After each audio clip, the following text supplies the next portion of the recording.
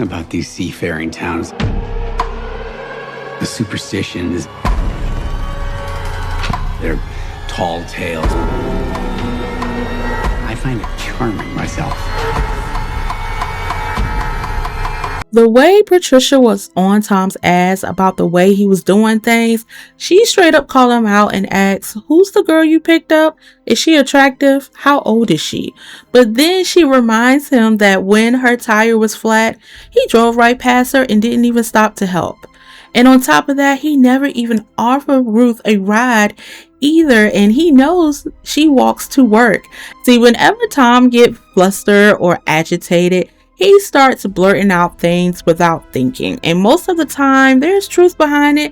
It really shows his character. This episode was so good though, so let's talk about it. Tom is basically on cloud nine. Basically, he finally has new visitors coming to the island. For once, everything seems to be going according to plan, but then he meets a woman named Marissa on the side of the road, and you can immediately tell he likes her because he starts rambling and acting nervous.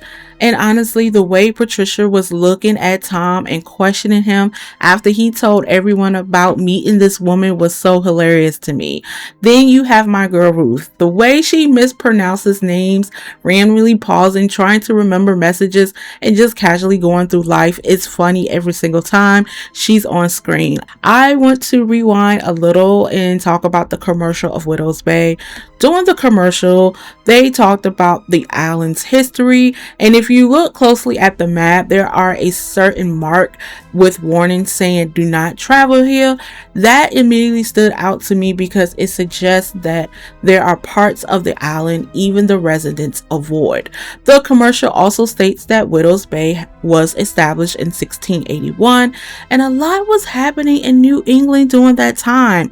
That period marked the expansion of European settlements, especially around areas like New Hampshire and the Massachusetts Bay Colony. There were growing tensions between Native American tribes and settlers, along with land disputes, fishing industry, shipbuilding, and trade routes developing across the coast.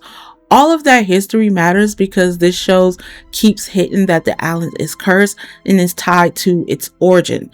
Now, once the commercial ends, we see the man trying to leave, but the door is locked, and instead of panicking, he just stands there waiting for someone to let him back in.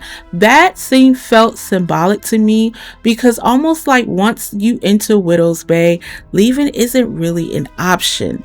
Then Tom goes to the bar hoping to see Marissa, but she never shows up. As he leaves, he notices a woman standing alone who looks lost, but there's something disturbing about her. Then she scratches Tom. Now, Rosemary overhears Tom talking about what happened that night and explains that the woman is a Sea Hag, based on an old fisherman folklore. According to legend, Sea Hags target lonely sailors and follow them home at night. Once they scratch someone and get skin under their fingernails, they can track that person down forever. Tom is emotionally isolated, disconnected from his son, disconnected from the town, so there is some reason why the hag target Tom. I look into the Sea Hag mythology, and it states that Sea Hags are usually described as isolated creatures filled with bitterness and jealousy. They watch other people live normal lives while they grow more hateful over time. Eventually, that hatred pushes them to hunt people both on land and in the sea. What's interesting is that there are so different types of hags and folklore, which makes me think the show could introduce more supernatural entities later on. Then we get the inaugural swim. Tom sees the Sea Hag again during the ceremony, and that scene is important because earlier he explained to Marissa that the swim is an island tradition. Every year the mayor swims in the ocean to prove the waters are safe and that the island isn't cursed, but clearly it is cursed because Tom gets scratched again, and this time on his leg. Now, he forced to take the situation seriously, and that's what leads him to Wick. Then Wick starts singing the Hag song and tells Tom something terrifying. He needs to find a chest, lock himself inside it from the inside, and stay there for 72 hours until the wounds heal completely. Otherwise, the hag will keep tracking him. And what makes this even scarier is that the hag attacked Tom twice.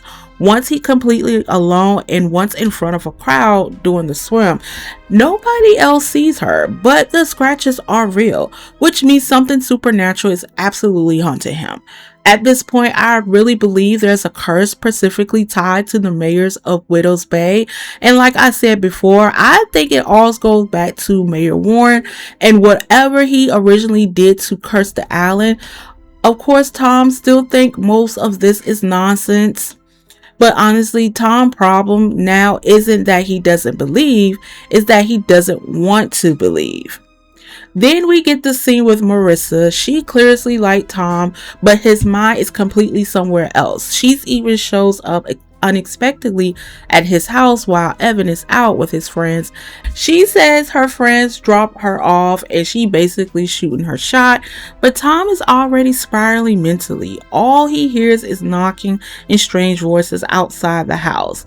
Then he yells, "I know what you are." He refused to tell her and even blocks the door with a chair. And the crazy part, Marissa wasn't even the hag. Tom's paranoia completely took over. The moment shows the curse isn't just physically, it affects the mind as well. But in the end, the hag almost gets Tom before Wick steps in and saves him. Tom asks him, "Why is this happening?" And Wick simply responds, "I don't know, you just survive it." That line says everything about this town. Nobody fully understands the curse. The people who live there the longest aren't trying to solve it anymore. They're just trying to survive it. Earlier in the episode, we also see Reverend Bryce running through the woods towards a large brick well. He leans over and listens to the darkness, and then the screen cuts completely black. Later, he stumbles out of the woods looking terrified, like he's seen something truly evil. He warns Evan and his friends by saying, "There is evil here." And by the end of the episode, Bryce calls Tom and says, "I heard it. I'm so sorry. God forgive me." Then the church bell starts ringing. At the same time, the sheriff radios for help during the town's Sunset Cocktail Festival, where apparently something terrible is happening.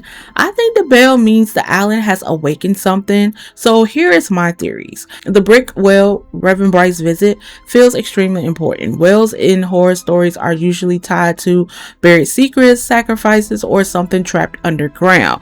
And considering Widow's Bay is surrounded by water, what if the well is connected to the sea itself? That could mean the evil on the island didn't arrive recently. It's been underneath the town the entire time, waiting. Now, Wick knowing the exact ritual to avoid the Sea Hag feels too specific to me, and I'm kind of questioning him a little bit because he seems a little bit suspicious, especially when Tom walked out because he just didn't believe the BS. But the way that Wick was looking at him was not because of that particular statement. It's because that he did something, in my opinion. But what if Wick is causing all this chaos? He doesn't believe in Tom regarding this whole island to be popular, and Wick may not want new residents coming to the island. He prefers the old way, the old way of doing things, because he's been living at the island for all this time. And compared to Tom wants things new. He wants something fresh. He wants something interesting, but he wants new arrivals to come to the island. So maybe Wick is probably just upset because he does not like the way Tom are doing things. Please let me know in the comments of what you think about episode 3, and I want to hear your theories about Wick and also any other things that you may have noticed that I have missed. And I will see you in the next one.